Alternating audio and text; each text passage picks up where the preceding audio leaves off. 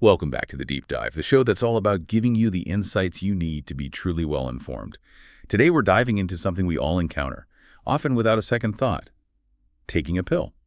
It seems simple, doesn't it? Just pop it, swallow it, and carry on. But what if I told you that beneath that seemingly mundane act lies a world of incredible precision, constant vigilance, and deeply personal, potentially life-saving decisions that most of us never even consider? How much thought, how many safeguards truly go into ensuring that moment is perfectly safe and effective for you? Oh, it's far more intricate than anyone outside of healthcare typically imagines. Way more. Every single time a medication is administered, it represents, the culmination of countless checks, rigorous protocols, and profound understanding of both the drug and the unique patient receiving it. It's a quiet testament, really, to the meticulous, often invisible care that healthcare professionals are trained to provide every single day. Absolutely. And that's precisely our mission with this deep dive. We're going to pull back the curtain on the incredibly complex and absolutely vital process of medication administration. We'll explore the layers of safety, the critical responsibilities, and the specialized knowledge that healthcare professionals, particularly nurses, navigate constantly. Our goal today is to give you a shortcut to being well-informed about the bedrock principles of medication safety, some surprising statistics behind errors, the cutting-edge technologies being deployed to catch them, and even the often overlooked interactions with common herbal supplements. Get ready for some serious aha moments that will fundamentally change how you think about medication and how you can be a more informed partner in your own health. Yeah, think of it as peeling back the layers of an onion. What appears simple on the surface reveals a sophisticated network of interdependent safeguards, each designed to ensure your well-being, often without you even realizing it. Okay, let's unpack this then. At the very heart of medication safety, anchoring everything, are what we call the 11 rights of medication administration. These aren't just suggestions. They are the fundamental, non-negotiable safeguards that form the core of accurate and safe drug therapy. It's clearly more involved than just grabbing a bottle and saying, "Here you go." Right. But what's truly astonishing here isn't just the number of checks, but how a tiny misstep in just one of these rights is responsible for the vast majority of preventable errors. Indeed, that's spot on. These rights are often called the golden rules because they establish the absolute minimum standards for safe practice. They're essentially a comprehensive mental checklist that healthcare professionals, especially nurses, go through with every single medication. While there are 11 in total, we can maybe group them into 3 core areas for a clearer picture of their impact. It helps make sense of it all. That sounds like a great way to approach it. What are those core areas? Okay, first we have the immediate hands-on checks focused on the drug, dose, patient, route, and time. This is about getting the right medication. The actual pill or liquid. Exactly. In the right, precise amount. The dose has to be spot on. Absolutely. To the right person, verifying identity every single time. Via the right method, like, oral or injection. And at the right scheduled moment. These 5 are foundational, making sure the physical administration is correct. Got it. So those are the mechanics, the absolute basics. What's the next layer? The next crucial layer focuses on understanding, autonomy, and recording. The right assessment, right reason, right to refuse, and right documentation. This means confirming the patient's condition before giving the drug. Like checking blood pressure before a blood pressure med. Exactly like that. Understanding why the medication is being given the right reason. Respecting the patient's autonomy if they choose to decline. That's huge. The right to refuse. It is. And then meticulously recording every aspect of the administration and the patient's response, the right documentation. You see, without understanding the context, even a perfectly administered drug could be inappropriate. That's where critical thinking really comes into play, isn't it? It's not just about following an order blindly, but understanding its purpose and the patient's role. Absolutely. Critical thinking is key. And the final 2 rights, right patient education and right evaluation, emphasize the ongoing nature of care. It's about informing the patient about their medication, its purpose, how to take it, potential side effects, and then continually monitoring and evaluating their response to the drug. These ensure the care extends beyond the immediate moment of just handing over the pill. That's a truly comprehensive list, but breaking it down helps. What's fascinating is how interconnected these rights are. Like you said, if you get even one wrong, the whole system can falter. It really shows that medication administration is this multi-layered process demanding constant vigilance and ethical decision-making. Precisely. These rights form a comprehensive framework designed to cover every single touch point, from the initial order all the way to the patient's ultimate outcome, ensuring individualized and safe care. Okay, so beyond these 11 rights, there are also general principles that elevate safety even further. It goes beyond just the basics, right? It does. Think of them as the advanced best practices that empower healthcare professionals to prevent errors. First and foremost is comprehensive drug knowledge. Nurses must learn essential information about every drug they administer, its indications, contraindications, therapeutic effects, adverse effects, and specific administration instructions. This knowledge is really the first line of defense against errors and ensures the medication is genuinely appropriate for the patient's unique situation. So it's not enough to just know what to give, but also everything about it. Wow, that's a huge amount of information to keep updated on, especially with new drugs coming out all the time. It is a constant learning process. Another critical principle is accurate order interpretation. Nurses must precisely interpret the prescriber's order, the drug name, the dose, the frequency.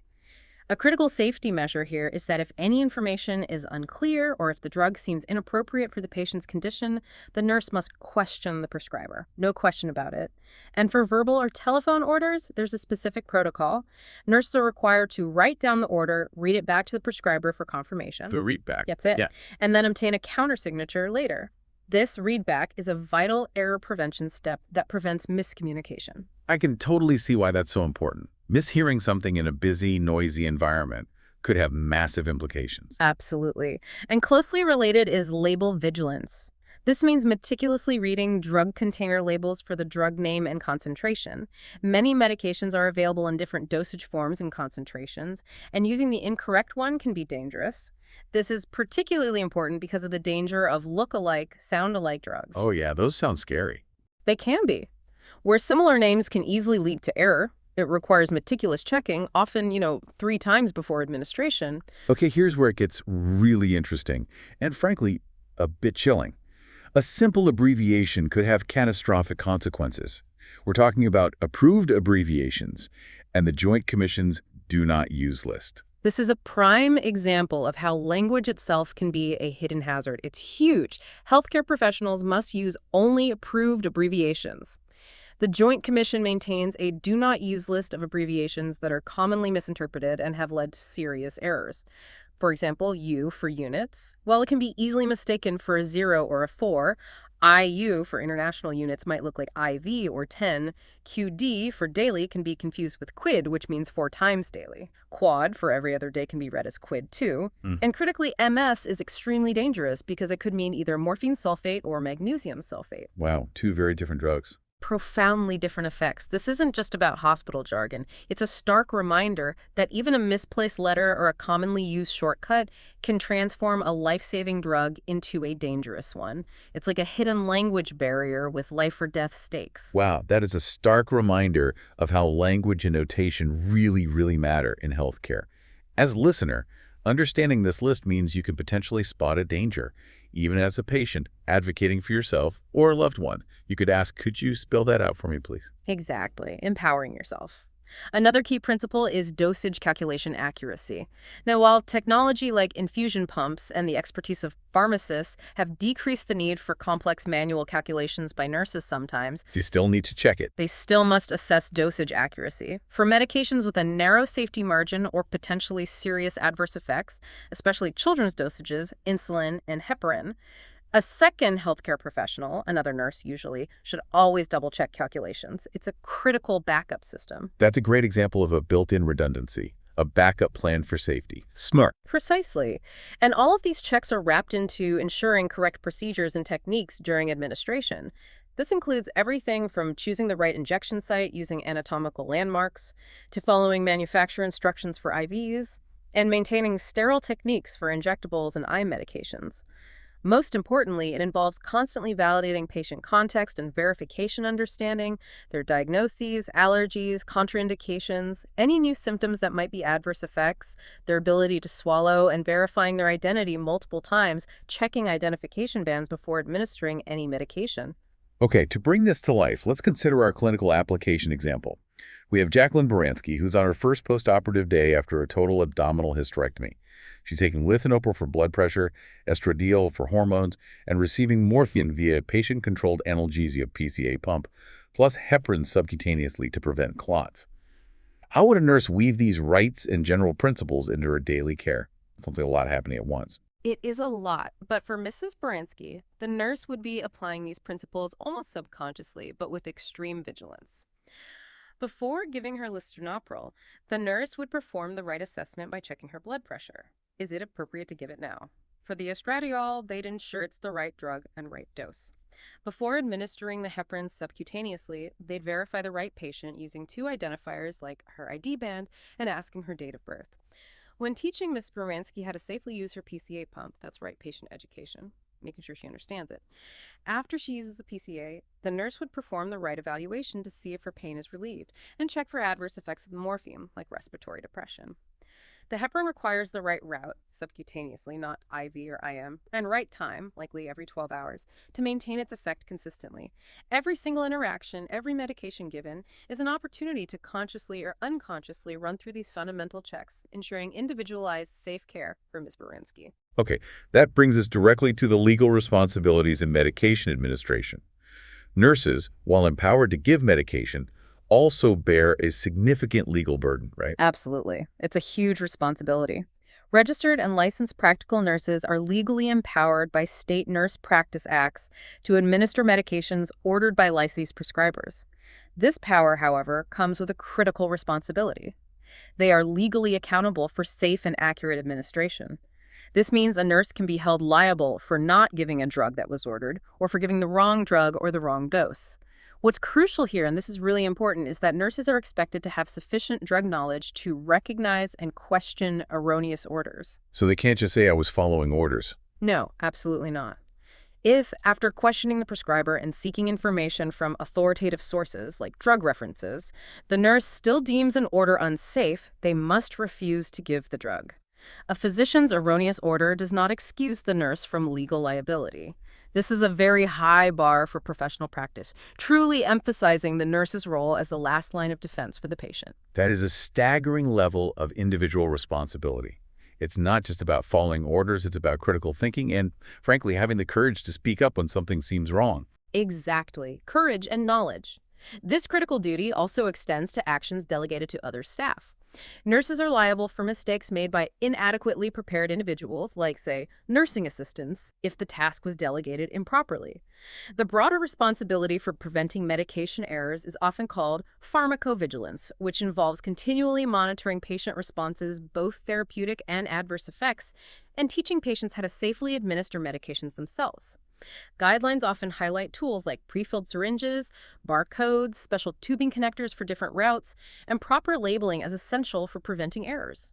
Okay, let's consider another unfolding patient story. We have Mary Richards, an 82-year-old with heart failure. The nurse had recommended Docusat, which is a stool softener, for her constipation. But the provider orders losartan 50 mg PO daily. That's an angiotensin receptor blocker for heart failure. The names Lotec and Docusate sound similar, but the drugs are entirely different and for vastly different purposes. So what does this all mean for the nurse? How should they proceed with this order, given the potential for confusion? This scenario is a perfect real-world illustration of why critical thinking and those sound-alike warnings are so vital. It happens. The nurse's first action should be to question the order immediately. Stop. Don't proceed. They recognize that losartan was not discussed, and the name sounds strikingly similar to Docusade, which was discussed as a patient need. This is a major red flag that triggers the absolute need for clarification. They must contact the prescriber to verify the order, explicitly stating their concern about the name similarity and the patient's actual needs. Is this really what you meant to order? The nurse must not administer the losartan until absolute clarity is achieved, even if it means delaying administration.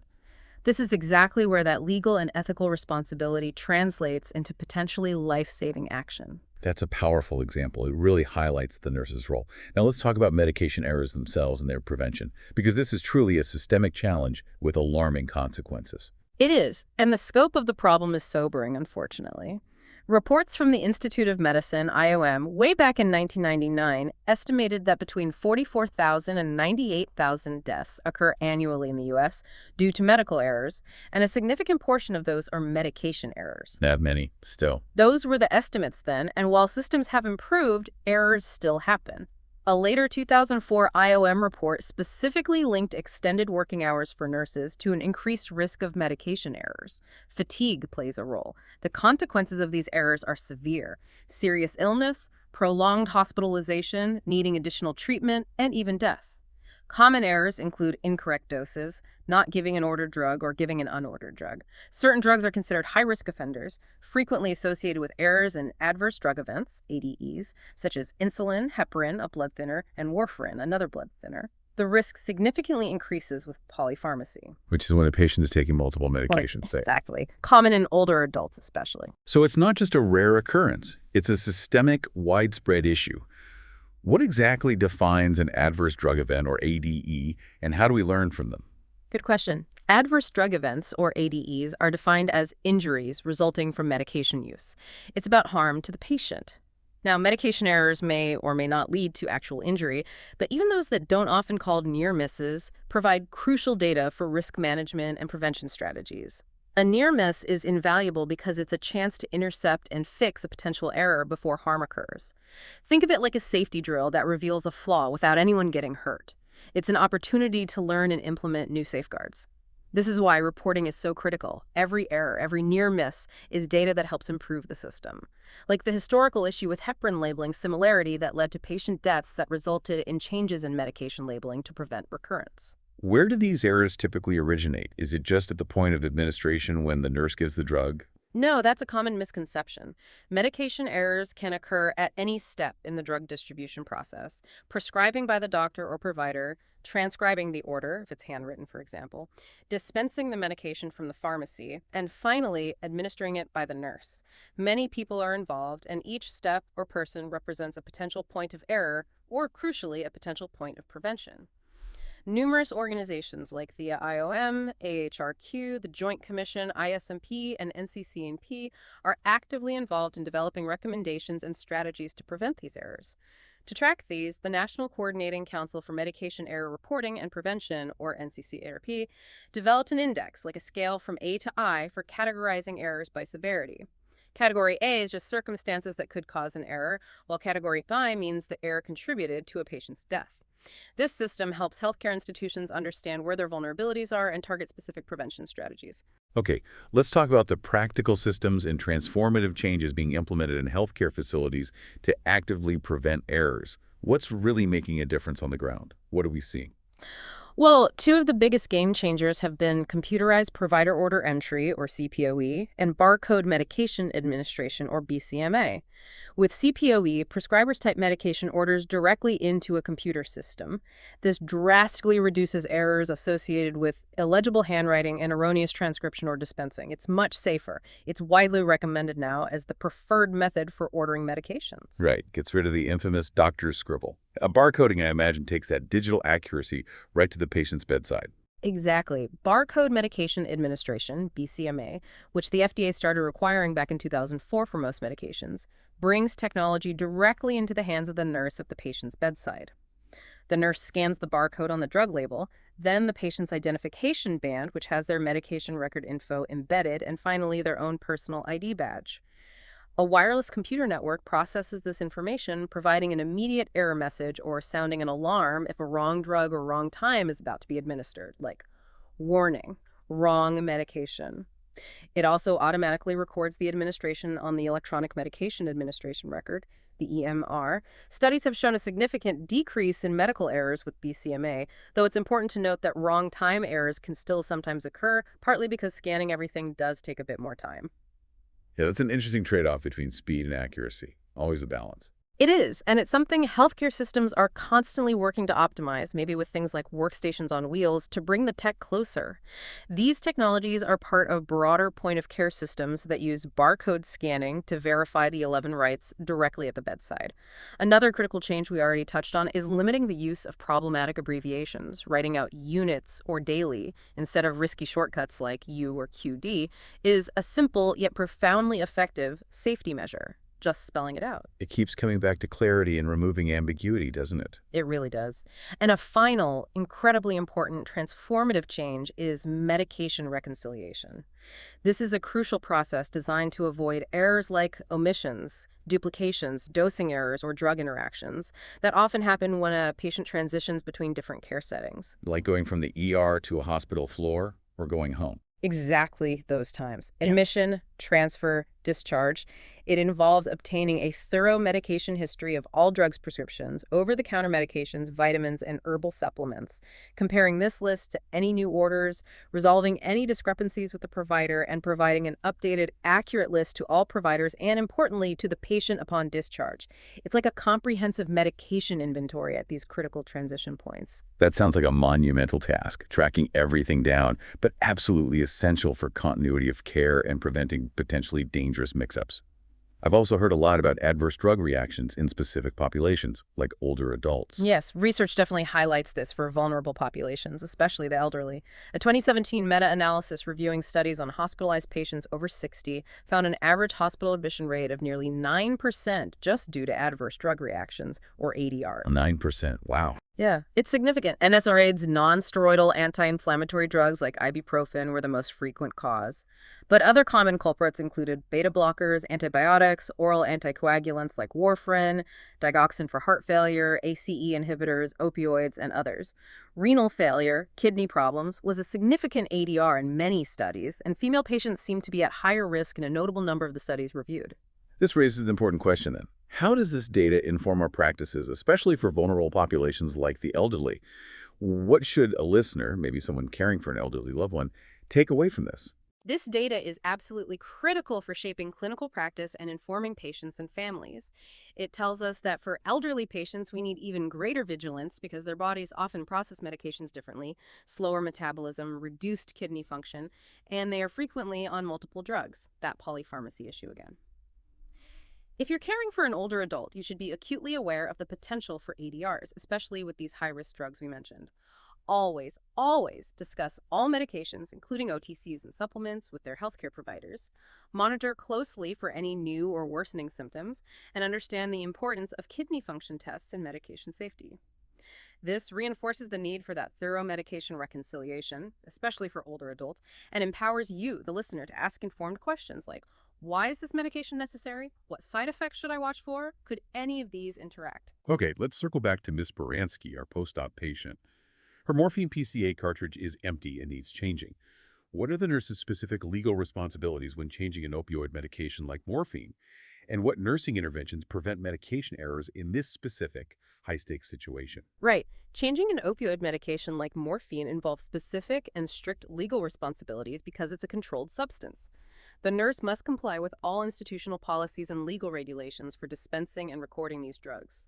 This almost always involves a double-check system. Another nurse must witness and verify the amount of opioid removed from secure storage, the amount in the new cartridge, co-sign the documentation for its administration, and meticulously document the disposal of the empty cartridge and any remaining partial doses. Waste has to be witnessed. To prevent medication errors, the nurse would ensure the right drug, morphine sulfate, right dose, correct concentration programmed into the PCA pump, and right patient by scanning barcodes on the medication vial, the patient's ID band, and the nurse's own ID badge.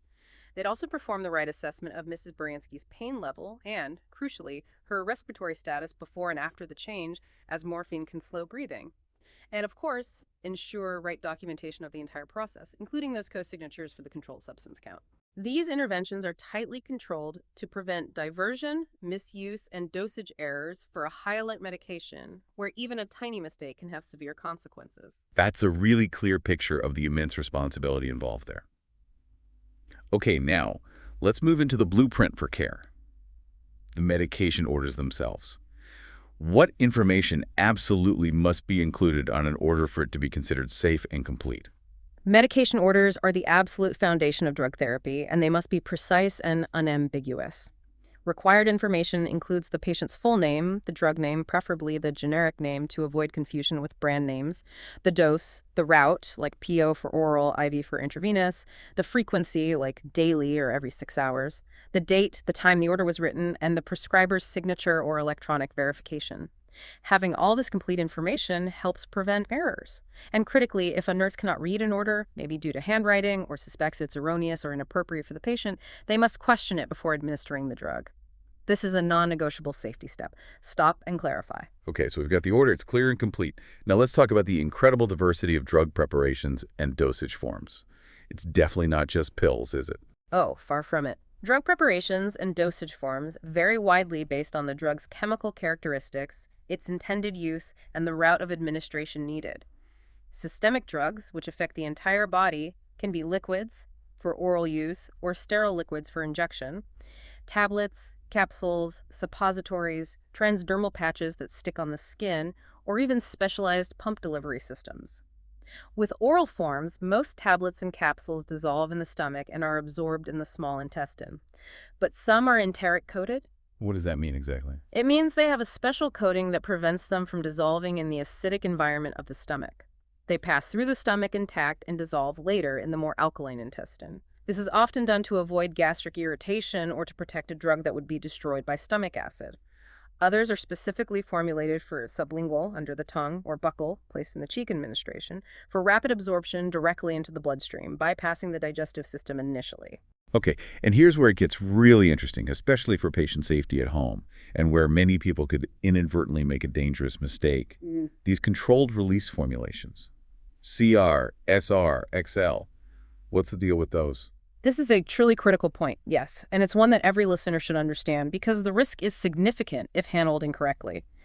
Controlled release formulations, often labeled CR, controlled release, SR, sustained release, XL, extended length, ER, extended release, or similar, are designed to maintain consistent drug levels in your body by slowly releasing the medication over a prolonged period, say 12 or 24 hours. They contain a high amount of the drug, precisely engineered for this slow, steady release. The critical warning here is that these formulations should never be broken, opened, crushed, or chewed. Never. Why not? Because doing so destroys the controlled release mechanism. It allows the entire high dose, meant to be released over many hours, to be absorbed immediately. This leads to a sudden overdose, potential organ damage, or even death, depending on the medication. Patients and caregivers must be explicitly educated on this. Always ask your pharmacist or doctor if you're unsure about crushing or splitting any pill, especially if it has letters like CR, SR, XL, or ER after the name. That is incredibly important for listeners to understand. It turns a convenient medication into a potentially fatal one if not handled correctly. Just don't mess with those coatings or structures. What about other delivery systems? We also have transdermal systems, like skin patches. These allow slow, steady absorption of medications like fentanyl for pain, nitroglycerin for angina, estrogen for hormone replacement, or clonidine for blood pressure right through the skin over hours or even several days. And pump delivery systems, which can be external, like an insulin pump, or surgically implanted, are used for precise, often continuous delivery of drugs like insulin, opioid analgesics for severe pain, or anti-neoplastics for cancer therapy. So with all these different forms and routes, precision in dosage is absolutely paramount, especially when calculations are involved to get the right amount from what's available. Absolutely. When calculating drug dosages, the importance of accuracy cannot be overemphasized. It really can't. It requires basic math skills: addition, subtraction, multiplication, division, and a solid knowledge of measurement units. The most common system used in healthcare globally now is the metric system, using grams, milligrams, micrograms for weight, and liters, milliliters for volume. Remember, 1 ml is the same as 1 cubic centimeter, cc, and equals 1 gram of water. Understanding equivalents, like 1 gram equaling 1,000 milligrams or 1 milligram equaling 1,000 micrograms, is also vital for making necessary conversions before calculating. A few drugs are also ordered in units, like insulin or heparin, or milliequivalents, MEQ, like potassium chloride. These express biologic or ionic activity unique to that specific drug, and importantly, they cannot be directly converted to standard metric units like milligrams. You use the units provided. Okay, so how do we handle the mathematical calculations for dosages then? Can you walk us through the fundamental process, maybe the most common method? Sure. If the dose ordered is exactly the same as the dose on the label of the medication you have, well, no calculation is needed. You just give the quantity specified, like 1 tablet. But often you need to calculate. The most common method, often called the formula method, is quite straightforward. It involves using a simple formula. The desired dose, what the doctor ordered, let's call it D, divided by the on-hand dose or available dose, what's printed on the drug label, let's call it H, multiplied by the volume or unit quantity the on-hand dose comes in, like ml or number of tablets, let's call it V. So D divided by H times V equals X, the unknown amount to actually administer. DHH is VOX. The key is making sure the units for D and H are the same before you plug them into the formula. If one is in grams and the other milligrams, you have to convert first. Let's try a quick example to make that concrete, using one from the source material. A patient is ordered lamotrigine 300 milligrams by mouth, PO, twice a day, BID. The pharmacy has delivered 50 milligram tablets. How many tablets should the nurse administer for one dose? Okay, perfect. Using that formula, the desired dose, D, is 300 milligrams. The on-hand dose, H, is 50 milligrams per tablet. The volume or quantity, V, is 1 tablet. So you calculate 300 milligrams, 50 milligrams, egg 1 tablet, 300 divided by 50 is 6, then 6 times 1 tablet equals 6 tablets. The nurse would administer 6 tablets for that 300 milligram dose. The key again was that both the desired dose and the on-hand dose were already in milligrams, so no conversion was needed. This demonstrates how those basic math skills are applied directly to ensuring safe, precise patient care dose by dose. There are other methods too, like ratio proportion, but this formula method is very common and reliable. That's a great demonstration of calculation accuracy in action. Okay, so now that we know how much to give, let's explore how to give it. We're talking about the major routes of administration, each tailoring delivery for specific purposes and requiring specific techniques. Precisely. The main routes are oral, swallowing, parenteral, which means bypassing the digestive tract, mainly injections, and topical, applied to a surface like skin or mucous membranes. Each has its own distinct advantages, disadvantages, indications, and crucially specific techniques for safe administration. But let's really delve into the parenteral routes, the injections, because they involve precise science, require sterility, and offer direct delivery into tissues or the bloodstream. Okay. What's unique about drugs prepared for injection and the tools used? Needles, syringes. Right. First off, drugs intended for injection must always be sterile, and they must be prepared, packaged, and administered in ways that maintain that sterility to prevent infection. They usually come in sealed containers, either vials, which are glass or plastic bottles with rubber stoppers that can be single dose, no preservative, discard after one use, or multiple dose, container preservative, can be reused for the same patient if strict aseptic technique is followed. Or they come in ampules, which are sealed glass containers where you snap off the top. Ampules are always single dose and discarded after use. Sometimes drugs come as a powdered form in a vial because they aren't stable long-term in liquid. These must be reconstituted dissolved using a specified sterile liquid like sterile water or 0.9% sodium chloride, normal saline, just before use. A critical, often unseen safety step is the use of filter needles when drawing medication from an ampule to filter out tiny glass shards, or sometimes from a vial to filter rubber fragments. Importantly, the filter needle is only for drawing up the medication. It must be replaced with a regular sterile needle before injecting the patient. Ah, okay, so you don't inject with the filter needle. Got it. What of the needles and syringes themselves? Needles and syringes are sterile and come packaged together or separately in various sizes. We need to understand needle gauge and length. Gauge refers to the diameter of the needle's lumen, or opening. It's a bit counterintuitive. The larger the gauge number, the smaller the lumen. So a 25 gauge needle is much thinner, much finer than an 18 gauge needle.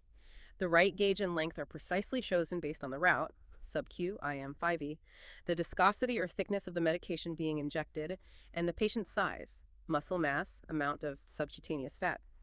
For example, subcutaneous injections typically use a fine needle, maybe 25 gauge, 58-inch long. Intramuscular might use a 22 or 20 gauge, 1.5-inch needle for an average adult. Needle safety is absolutely paramount. To prevent accidental needle stick injuries and the spread of bloodborne pathogens like HIV or hepatitis, nurses never recap used needles. They activate any safety feature and immediately dispose of the entire needle syringe unit in designated, rigid, puncture-resistant sharps containers. This focus on safety led to the widespread development and adoption of needleless systems for accessing IV lines, using plastic cannulas and self-sealing ports, significantly reducing injuries.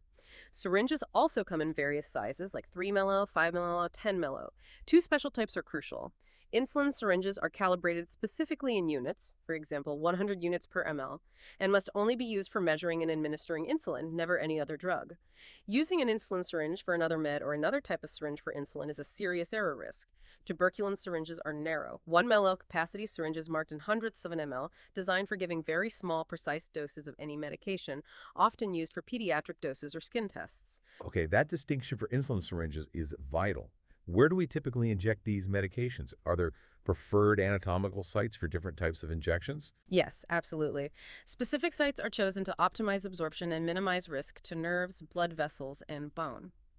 For subcutaneous sub-Q injections, which go into the fatty tissue just under the skin, common sites include the outer aspect of the upper arms, the abdomen, avoiding the area around the navel, the anterior thighs, and sometimes the upper back or upper buttocks. Rotating these sites systematically is very important for patients receiving long-term therapy like daily insulin or heparin to prevent tissue damage, lipodystrophy, and ensure consistent absorption. For intramuscular IM injections, which go deeper directly into the muscle tissue for faster absorption than sub-Q, the preferred sites in adults are the deltoid muscle in the upper arm, used for smaller volumes like vaccines, the ventrogluteal site located on the side of the hip, and the vastus lateralis muscle on the outer aspect of the thigh. A key Q-NSAID safety alert here, based on evidence, is that the dorsogluteal site, the upper outer quadrant of the buttock, is no longer recommended for IM injections due to the high risk of inadvertently hitting the large sciatic nerve or major blood vessels, which can cause permanent injury. The ventrogluteal site is now strongly preferred for most IM injections in adults because anatomical landmarks make it easier to locate, it's distant from major nerves and vessels, has good muscle mass, and is generally less painful. The vastus lateralis is often preferred for infants and young children. For intravenous administration, common sites for peripheral IVs are the veins on the back of the hands and in the forearms. Okay, knowing the right equipment and the right site is crucial. Now let's get into the nitty-gritty of specific administration techniques for each route, starting with the most common, oral medications. Right. For oral medication administration, PO, the nurse first positions the patient appropriately to prevent aspiration, choking, usually sitting upright or with the head of the bed elevated. Unit dose packages, if used, are opened right at the patient's bedside, not beforehand. Pills are placed in a medication cup. For liquid medications, the nurse measures the dose accurately, pouring the liquid at eye level with the measuring cup on a flat surface. If it's a suspension or elixir that needs mixing, it should be shaken well if recommended by the manufacturer.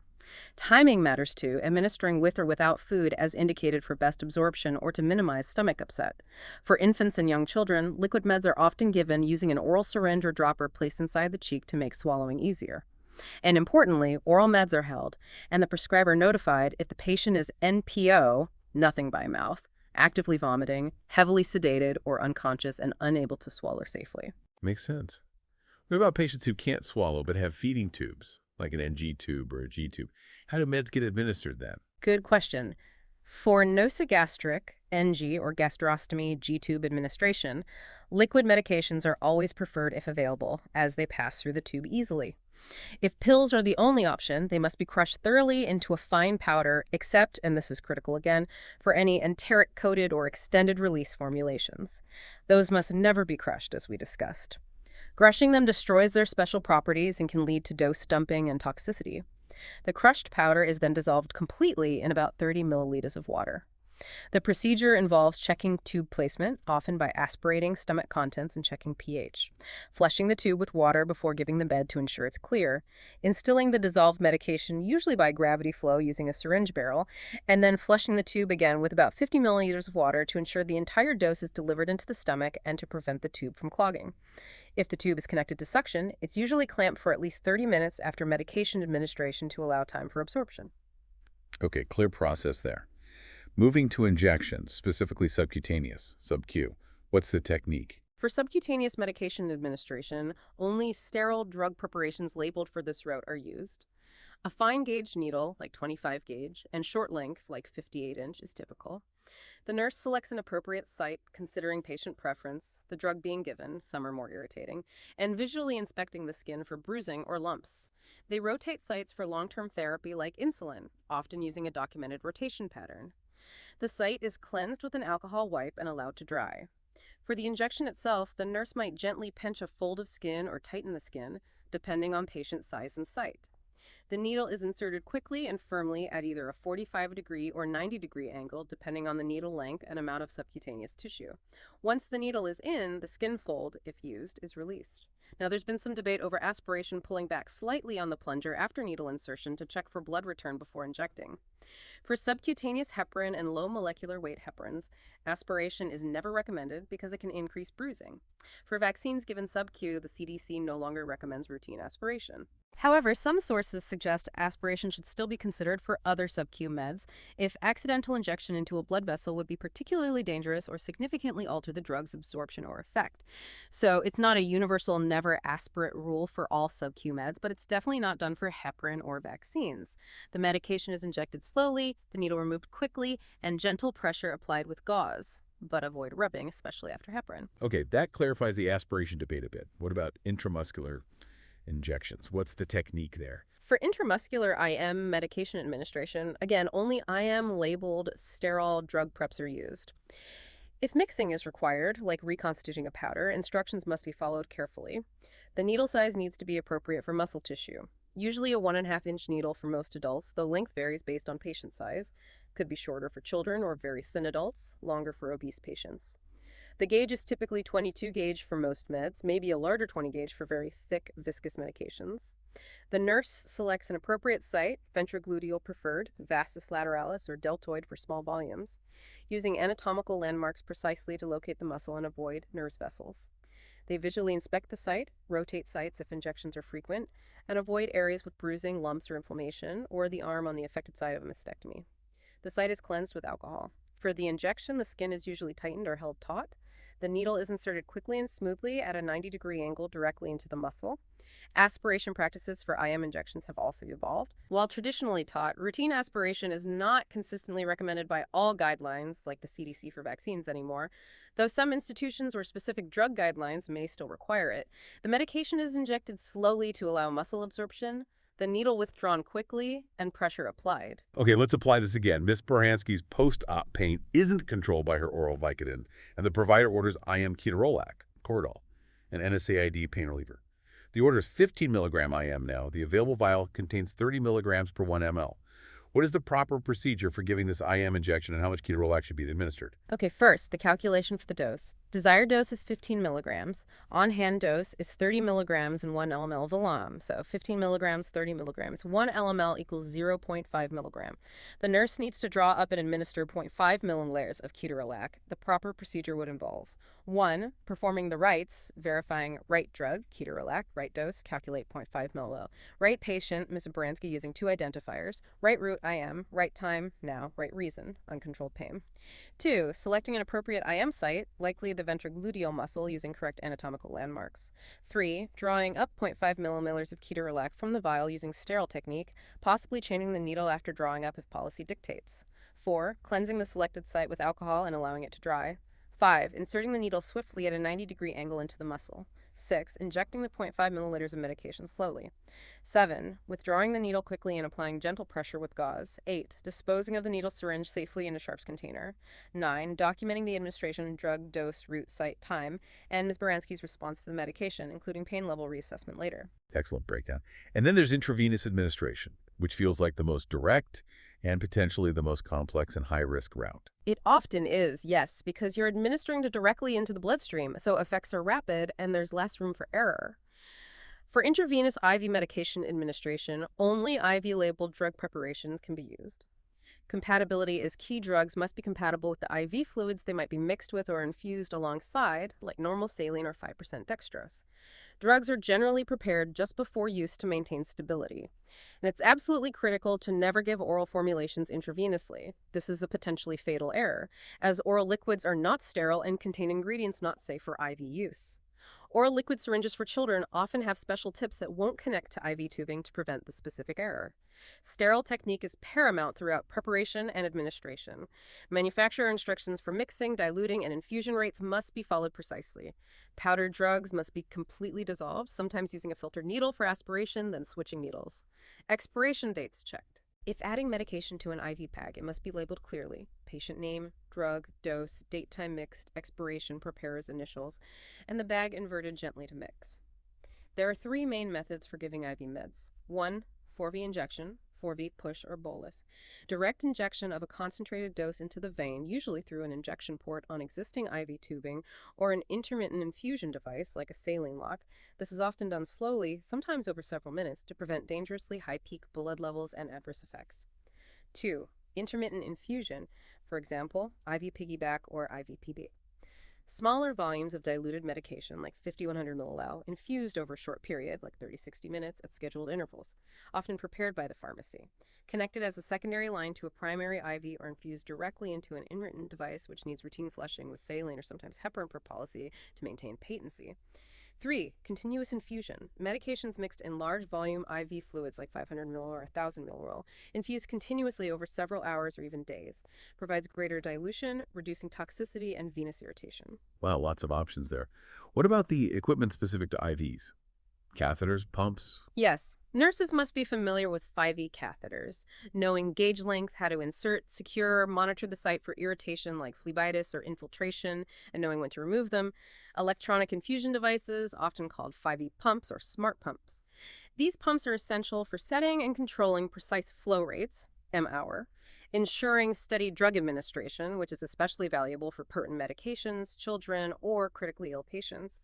However, even with advanced smart pumps that have drug libraries and dose calculation software built in, the human element, correctly selecting the drug, confirming the dose and rate, programming the pump, and monitoring the infusion remains the most critical safeguard and still holds potential for error, particularly in the programming and delivery steps. A critical safety note for fries: never attempt to forcefully irrigate or flush a catheter that seems clogged or blocked.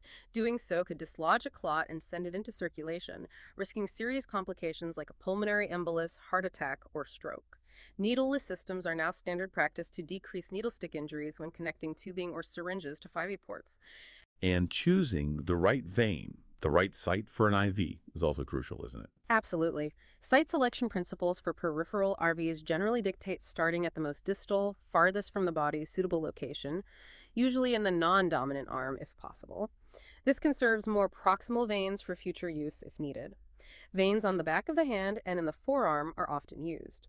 Larger veins are preferred when possible, especially for irritating drugs or rapid infusions.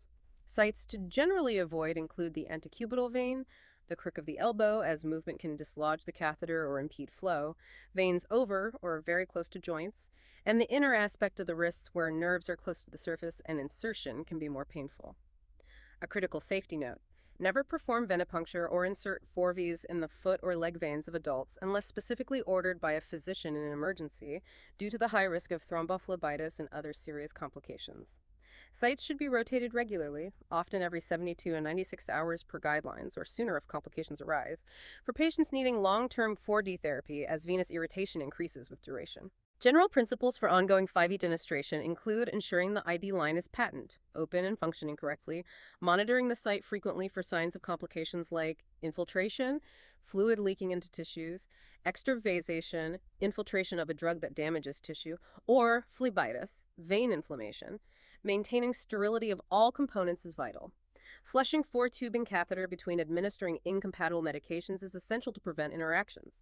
Administering 4V push meds slowly as prescribed, and always checking compatibility charts if multiple drugs or additives are running through the same IV line. Excellent. Let's briefly touch on the techniques for other administration routes: skin, eye, nose, ear, rectum, and vagina. They seem more straightforward but still need care. They do. For skin administration, only dermatologic labeled preparations are used. The skin should be clean and dry. If there's old medication, like a patch or ointment, it should be removed and the skin cleansed before applying the new dose, usually as a thin layer. Use sterile gloves or an applicator like a tongue blade if applying to broken skin or open lesions. For patches, rotate sites. For eye medications, drops, or ointments, use only ophthalmic labeled products. Wash hands first. Gently pull down the lower eyelid to form a small pocket, the conjunctival sac, and instill the correct number of drops into the pocket without touching the dropper tip to the eye or lid. Have the patient gently close their eye. Provide a tissue for excess. If multiple eye drops are ordered, wait 1 to 5 minutes between different medications. For children, it might require gently restraining the head, retracting the lower lid, and instilling the drops. For nasal administration, drops or sprays, The patient usually holds their head back or follows specific instructions for sprays. Drops are instilled into the nostrils. For children, they might lie supine with head lowered, maintain the position for a few minutes, then turn prone. For ear medications, otic drops, the technique differs slightly by age to straighten the ear canal. For adults and older children, gently pull the outer ear, pinna, up and back. For young children under 3, pull the pinna down and back. Instill the drops along the side of the ear canal, not directly onto the eardrum. Have the patient remain on their side for a few minutes.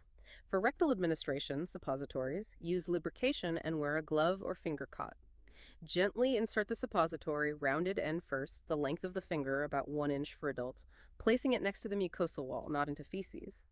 The patient should try to retain it. Offer self-administration if the patient prefers and is able. And for vaginal administration, creams, tablets, suppositories, use gloves or the provided applicator. Insert the medication as directed. Wash reusable applicators. Again, offer self-administration if the patient prefers and is able. Okay, thanks for covering those. Now, there's a vital QSE and safety alert about interruptions during medication administration that I think we really need to highlight here because it's something everyone, staff, patients, families, can contribute to improving. This is a huge, often overlooked safety issue in busy healthcare settings. The critical message is profoundly simple. Do not interrupt a nurse who is in the process of preparing or administering medications unless it is an absolute emergency.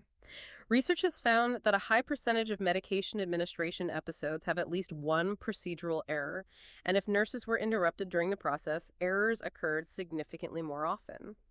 Think about trying to do complex calculations or double-checking doses while being asked unrelated questions.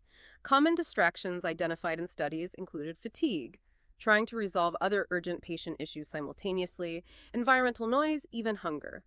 The alert also specifically warns against dangerous workarounds that nurses might be tempted to use under pressure, such as administering a medication without scanning the patient wristband or medication barcode first, scanning the package after giving the drug, or scanning an ID band that's not attached to the patient, like one taped to the bed rail. These actions completely bypass critical safety checks built into systems like BCMA and are extremely dangerous. That's incredibly powerful and practical advice. It means that everyone, even other staff members walking by or family members visiting, has a role in supporting medication safety by simply respecting that nurse's focused time during the med pass.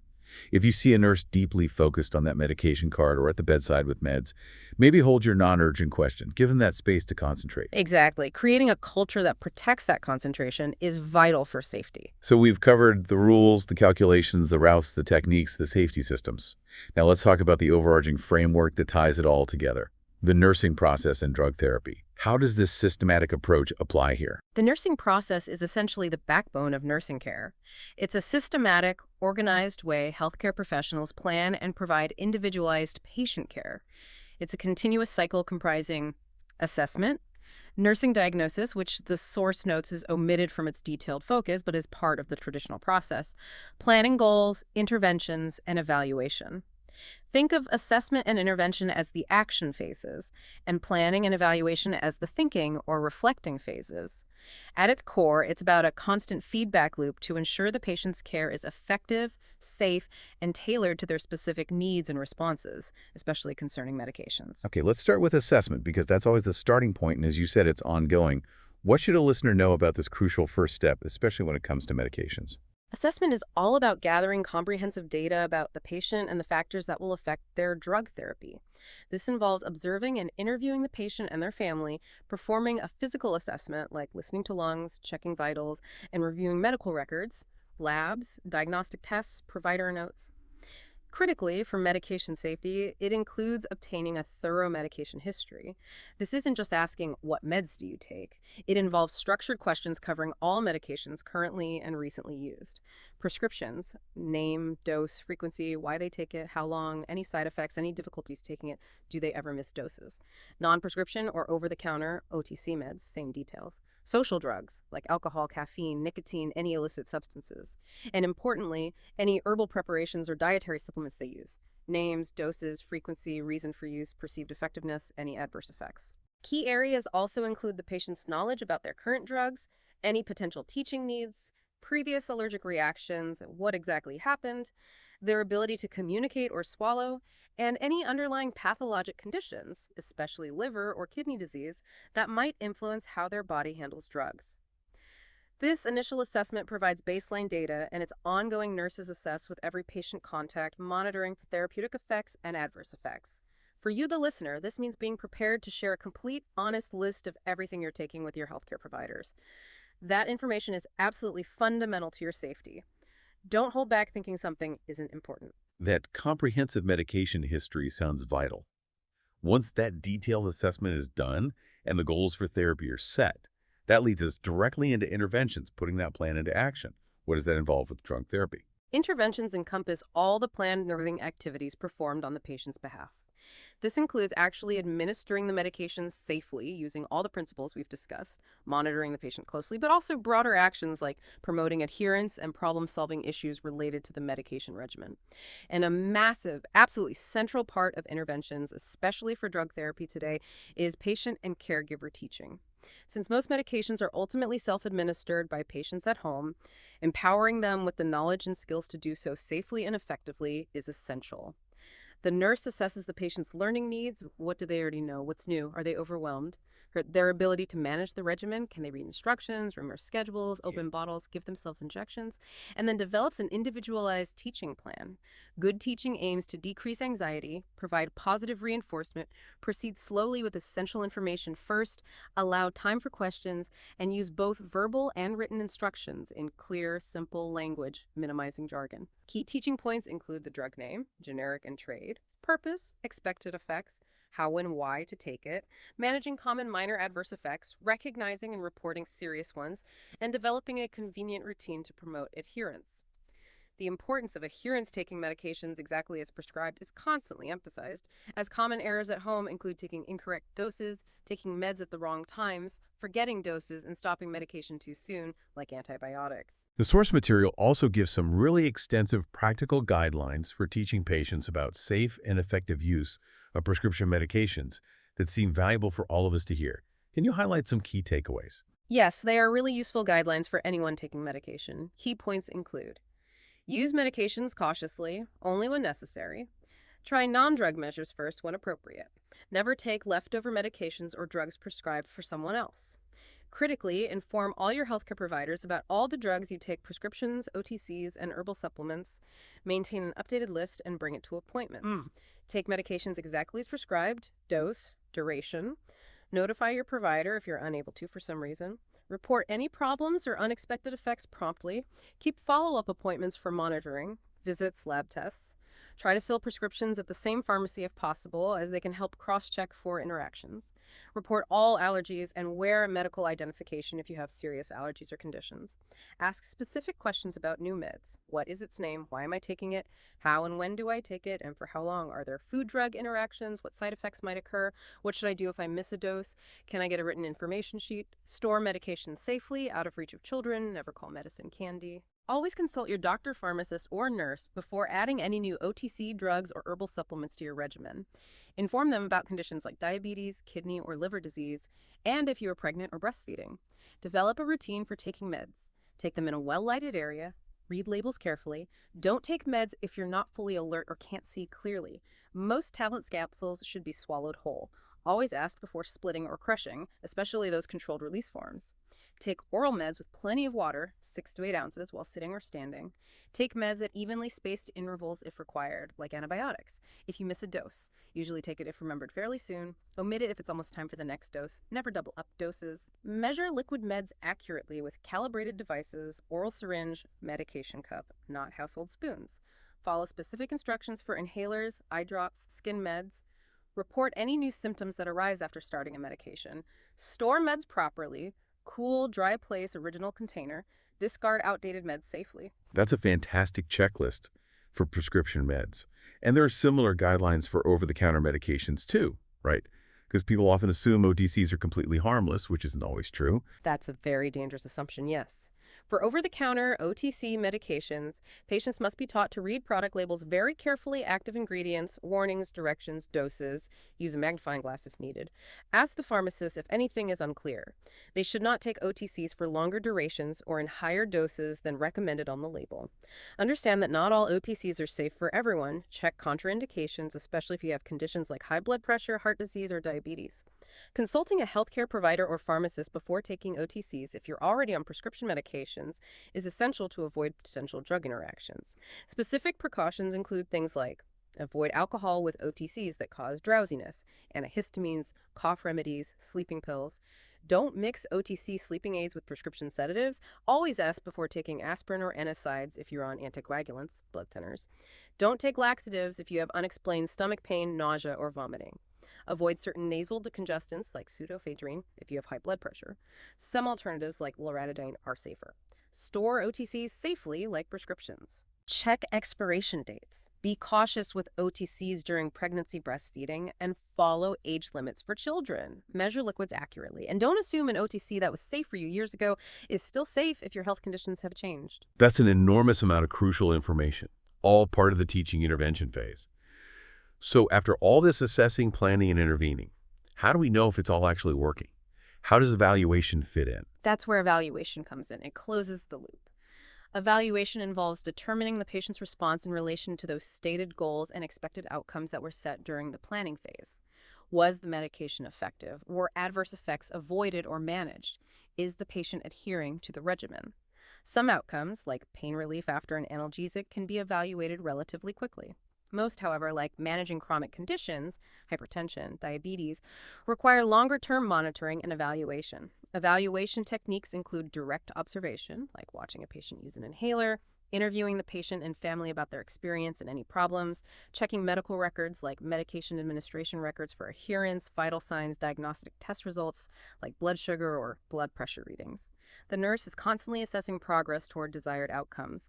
Is the symptom relieved? Is the patient administering the drug accurately? Are they avoiding preventable adverse effects? Are they complying with the therapy? Specific measurable criteria are often used, like target blood sugar levels for anti-diabetic drugs or target blood pressure readings for antihypertensives.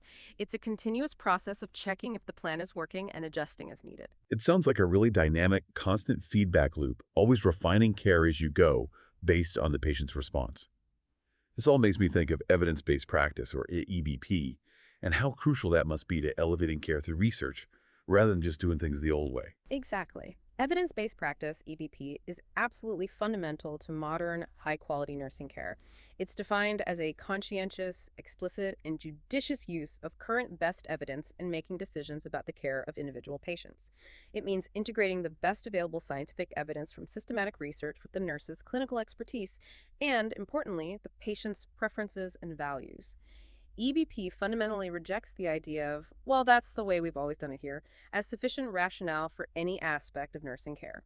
It requires nurses to actively seek out research findings, critically appraise the evidence for quality and relevance, understanding different levels of evidence, with randomized controlled trials usually being strongest, interpret that evidence in light of their own expertise and the specific patient context, apply it to improve care, and then evaluate the effectiveness of that application. It's about constantly learning and adapting based on what the science tells us works best and is safest. Speaking of things that might interfere with traditional drug therapy based on evidence, let's talk about herbal and dietary supplements. This is an increasingly prevalent area, and it feels like uncharted territory for many people, maybe even some healthcare providers. It's a significant and often underestimated area of risk, yes, and it's something every listener really needs to be aware of because usage is so common. Complementary and alternative therapies, including herbal and dietary supplements, are widely used. The key issue is that they can absolutely potentiate, increase the effect, negate, decrease the effect, or cause unexpected toxicity when taken concurrently with prescribed medications. The legal context here is the 1994 Dietary Supplement Health and Education Act, DSHEA, in the U.S. It defined these products as vitamins, minerals, herbs, or other botanicals, amino acids, etc.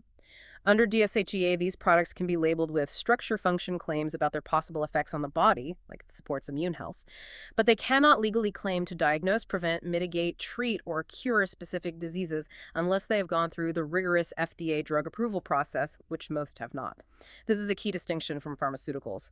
They are regulated more like foods than drugs. So that lack of regulation means nurses really need to know if a patient is taking these supplements. Absolutely.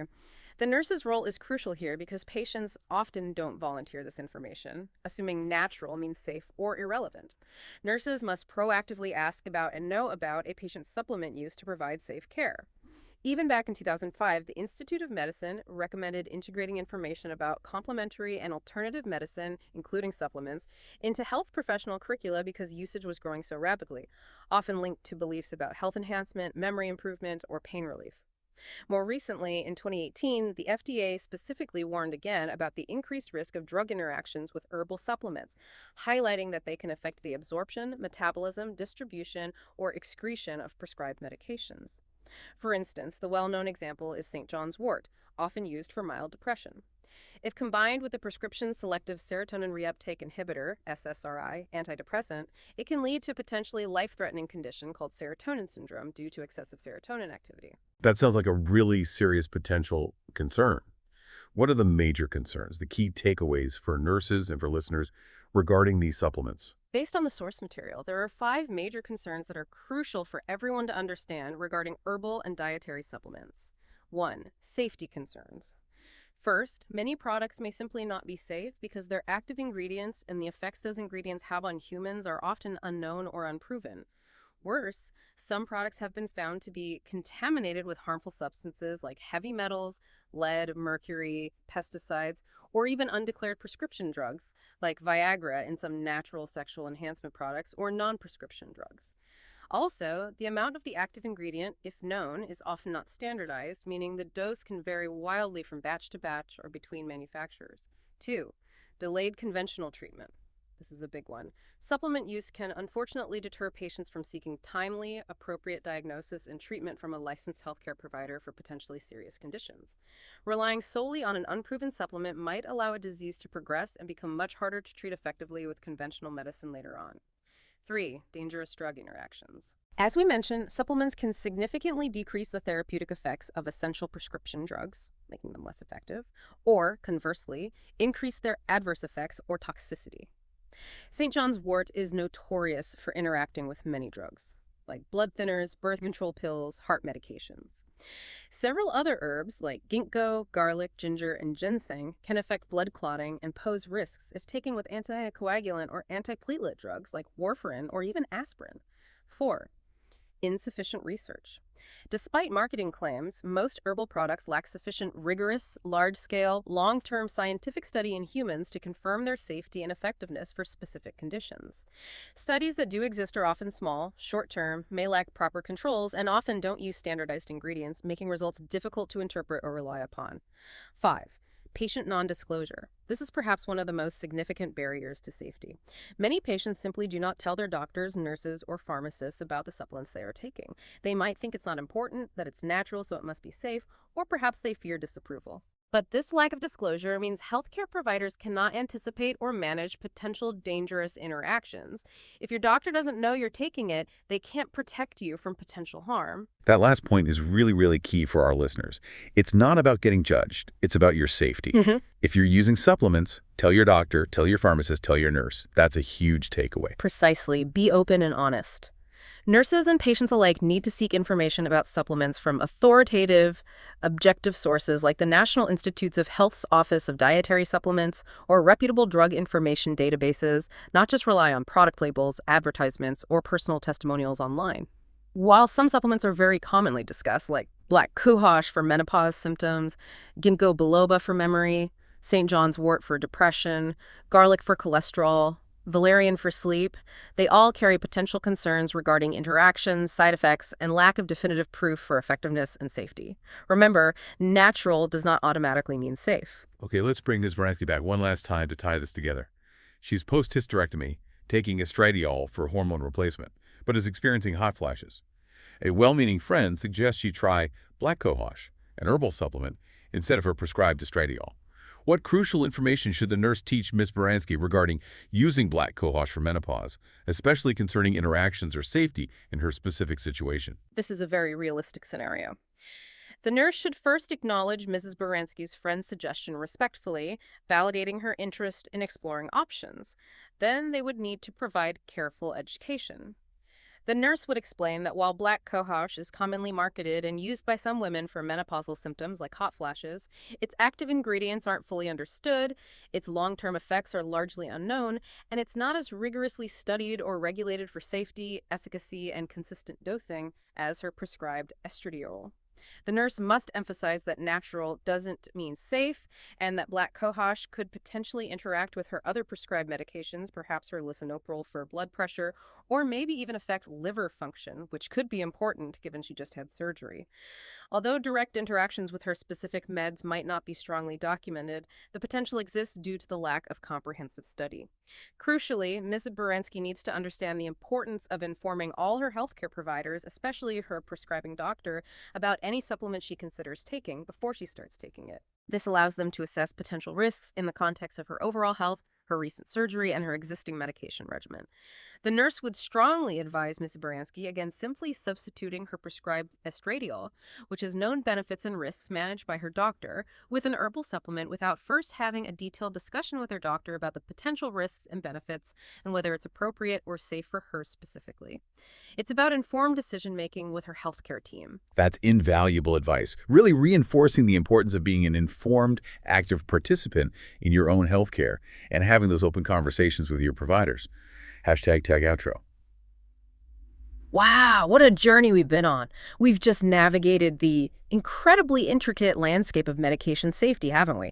From the fundamental rights that really underpin every single action. The foundation. To the staggering scope of medication errors and why they happen, the evolution of cutting-edge technology like barcoding and smart pumps trying to prevent them, and the often hidden complexities and risks of herbal supplements that so many people use.